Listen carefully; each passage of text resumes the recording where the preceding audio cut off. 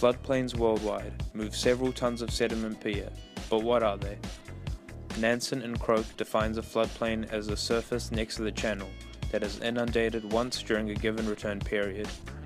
But how did the sediment get there in the first place? There are several different floodplain depositional processes, the main two being vertical accretion and within-channel accretion.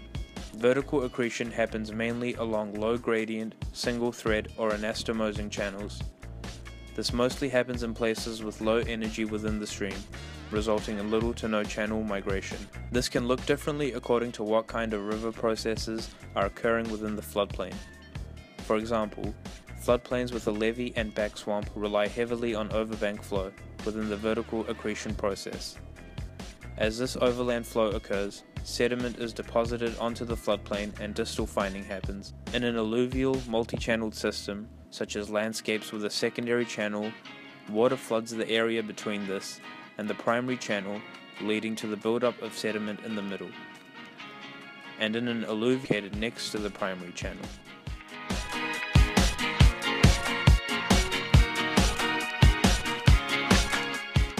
Within-channel accretion is a combination of several processes. First off, we have primary channels shifting to allow stabilization of past active braid bar areas and riverbeds. This within-channel accretion is responsible for about 60 to 90% of all material within a given floodplain area. This happens because of a helicoidal flow, slowly moving sediment over the scroll bar, resulting in concave bank accretion and the creation of lateral accretion structures. The occurrence of these mechanisms can change depending on the location, and the rate at which they happen changes based on the energy of the system. There are three energy categories: high, medium, and low. High energy systems have an energy of more than 300 watts per meter squared. This happens mainly in valleys with a high slope and confined or partly confined valleys.